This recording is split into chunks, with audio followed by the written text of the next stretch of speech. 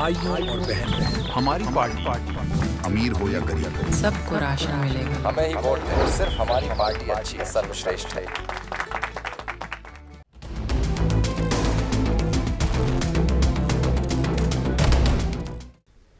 Bharatiya Janata party के राजनीतिक एजेंडे में मथुरा भी शामिल है। यहाँ से तीसरी बार हेमा मालिनी चुनाव मैदान में है और समाजवादी पार्टी, कांग्रेस और बसपा भी यहाँ से चुनाव लड़ रहे हैं। लेकिन सवाल ये है कि किसने कैसे कैंडिडेट दिए, और दूसरा बड़ा मुद्दा यहाँ पर गांव में क्या बदला। शहर की स्थिति तो सब आंखों से देख ही पाते हैं, लेकिन गांव में क्या बदला। मैं मौजूद हूँ मथुरा के एक गांव में और यहाँ पर लगी है 24 की चौपाल। बात करेंगे लोगों से कि क्या चाहते हैं वो। क्या नाम भाई साहब आपका? जी, तिलक उपाध्याय। तो उपाध्याय जी, मुद्दे क्या हैं इस चुनाव के? मुद्दे हैं, यहाँ क्षेत्र हमारा काफ़ी पिछड़ा हुआ है। काफ़ी टाइम हो गया, 2014 में भी सपने दिखाए गए थे कि अच्छे दिन आएंगे, फिर और बहुत सारे नारे लेके आते हैं। यहाँ पे सबसे बड़ी समस्या है कि यहाँ बेरोजगार बहुत घूम रहा है। रोजगार के नाम पर कोई व्यवस्था है नहीं। रोड हैं, रोड देखो पूरे टूटे हुए हैं। ड्रीम गर्ल जो हैं आपकी सांसद, उन्होंने कुछ नहीं किया 10 साल में। उनके दर्शन ही नहीं हुए हैं? दर्शन नहीं हुए उनके। कहाँ पे हैं वो?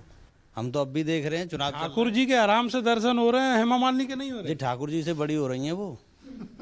ठाकुर जी क्या हैं, बहुत बड़ी हो गई। अभी भी 2024 का चुनाव चल रहा है, लेकिन काफ़ी टाइम हो गया, इलेक्शन भी आने वाला है। आज तक उनका तो कोई दौरा वगैरह हुआ नहीं। पहले भी आई थी, लेकिन कार में से ही अपना हाय हेलो करके चली जाती हैं। कभी हर बार आप ही जिताते हो उसको। अब आप ऐसे कह सकते हो, आप ही तो जिता रहे हो। नहीं, जिता तो हम ही रहे हैं, लेकिन क्या है कि उनका वोट परसेंट ज़्यादा है। या वो एक चर्चा और है कि वोट परसेंट दिखता तो नहीं है, लेकिन वो बोलते हैं कि मशीन है कि वो रखी है, क्या वो रखा है ये तो कह नहीं सकते हैं। चर्चा है, आप आरोप लगा रहे हो। अब चर्चाएं चल रही हैं, आरोप तो हम तब लगाएंगे जब हमने कुछ देखा हो। अब प्रैक्टिकल तो नहीं किया। शक गहरा गया। शक गहरा गया, जबरदस्त शक गहरा गया। चलो, आप इंतजार कर रहे हैं। आप बताओ जी, क्या हाल चाल है हुक्का गुड़गुड़ा के? जैसे तिलक शर्मा जी ने जो बताया है, आपने जो मुद्दों पे बात की है, तो मुद्दे तो यहाँ कुछ है ही नहीं। अब यहाँ तो हमारा क्षेत्र है, तो हमारा क्षेत्र तो ज़्यादातर बहिष्कार ही करेगा आपके इलेक्शन का। यहाँ कोई न तो सांसद दिखाई दे, न विधायक दिखाई दे। काम के लिए जाओ तो वह राष्ट्रीय लेवल के काम लाओ। हम कोई मिनिस्टर हैं तो राष्ट्रीय अपने आप ही कर लेते, राष्ट्रीय लेवल के काम कहाँ से लाएं? ये कौन कहता है आपसे? अरे बीजेपी वाले के किसी के पास चले जाओ, लक्ष्मी नारायण को छोड़ के सभी कहते हैं। क्या कहें? कि भाई अरे कोई वैसा काम लाओ सार्वजनिक सबके लिए हो। तो सार्वजनिक लिए हम जब मिल तो खोल नहीं सकते बड़ा। इतने बड़े आदमी नहीं है कि जिसमें 10-20 आदमियों को रोजगार दे। क्या असला का लाइसेंस बनवाने चाहते हैं? लाइसेंस भी बनवाते हैं हम वही समस्या आती है। लाइसेंस के लिए तो हम सच में डीएम बनाते हैं, वो हम बनवा लेंगे। क्यों जी, किसान दुखी है?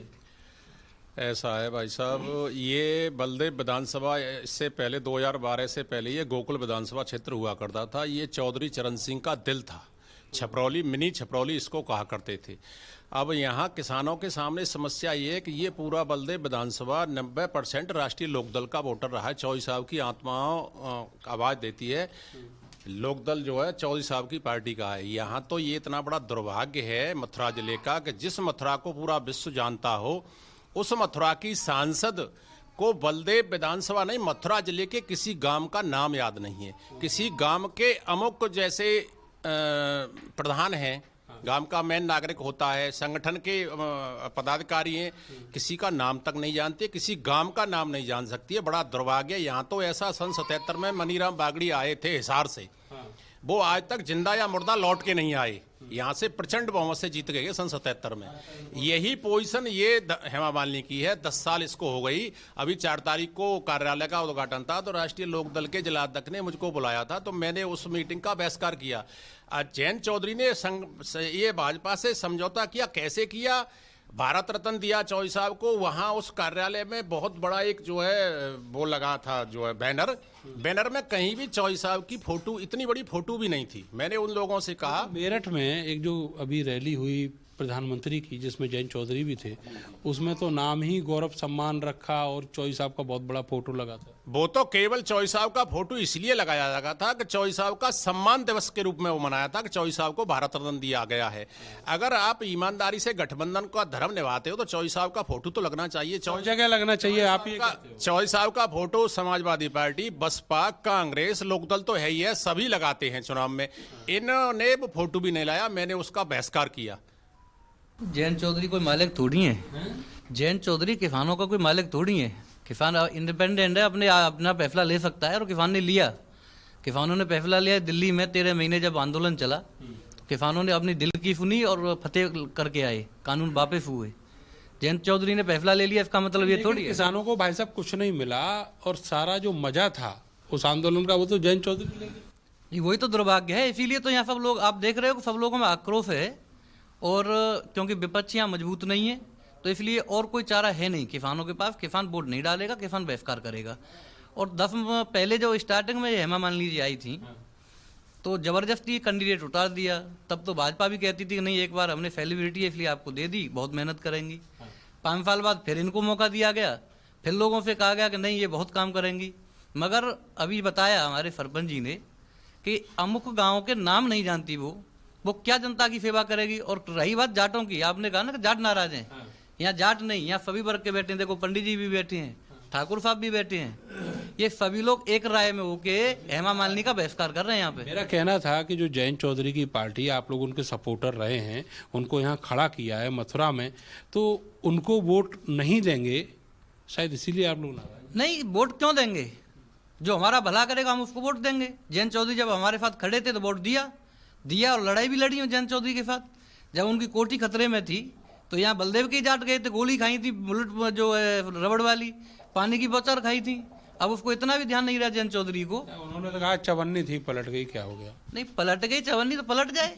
ये तो 1 रुपया है, ये नहीं पलटने वाले। ये तो देखो कॉमर, ये मार्शल कॉम है और मार्शल कॉम को जल्दी पलटना आपने देखा इतिहास। ये तो सप्ताह है, अब पुराना इतिहास उठा लो। राजा महाराज जब राज घराने होते थे तब भी जाट मार्शल कौम थी, उनसे भी लड़ती थी।